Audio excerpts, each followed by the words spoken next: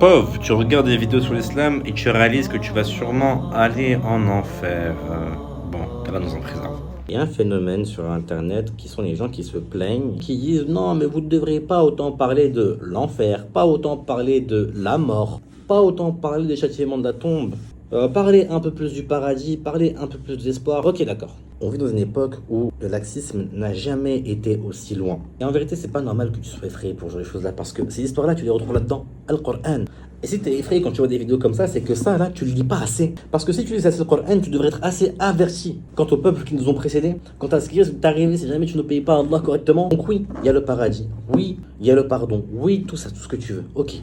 En attendant, regarde ceux qui nous ont précédés. Regardez vraiment la biographie de ces gens. Les compagnons, leurs élèves, tabi'in, ceux qui sont venus encore après, les meilleurs des générations. Et regardez à quel point eux, leur côté, ils craignaient vraiment l'enfer. Et si jamais le Coran t'arrive pas à le lire en arabe, tu cliques sur le lien WhatsApp qui est dans la bio de mes réseaux. Et tu pourras assister gratuitement ce dimanche 21 septembre à 18h à un cours qui va montrer une méthode qui va te permettre d'apprendre, en partant de zéro dans la langue arabe, à lire le Coran en l'espace de 7 heures de temps. Tu rejoins le groupe, t'actives une notification. Tu viens en cours le jour J. Et pour les gens sur YouTube, il suffit simplement de cliquer sur le lien qu'il y a en cliquant sur mon profil. Soufiane Thaouri, un des plus grands savants du hadith, il a dit qu'il avait compté ses péchés avant sa mort, qui sont au nombre de 21 000. 21 000 péchés. Il les a comptés. Il avait peur pour lui. Il avait tellement peur que Allah lui enlève l'islam avant sa mort, qu'avant de mourir, il urinait du sang.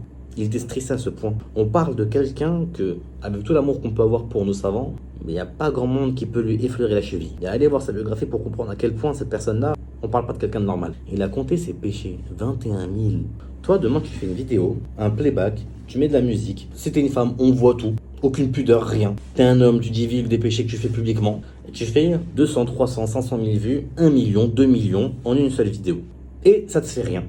Et tu fais ça, tu continues. Et dans la vraie vie, après, tu fais peut-être encore pire. Et patati et patata. Et après, tu te plains, ah mais vous parlez trop de l'enfer, vous parlez trop de la mort.